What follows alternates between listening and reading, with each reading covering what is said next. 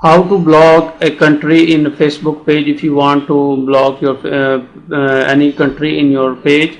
So this is a video I will show you. First of all, you need to go to settings of your channel, of your page, and then you need to click on settings. Now after going to the settings, you need to scroll down. You can see here we have a blocking option, but in the left side corner you will see we need to scroll down and you will see here followers and public content. So if you click on that, you can see here there are some settings, but you need to scroll down and you will see country restrictions.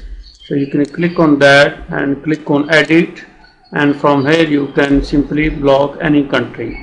So this is how easily you can do it for that. So that's all for now. Thank you for watching, and don't forget to subscribe Dr. Mobile YouTube channel.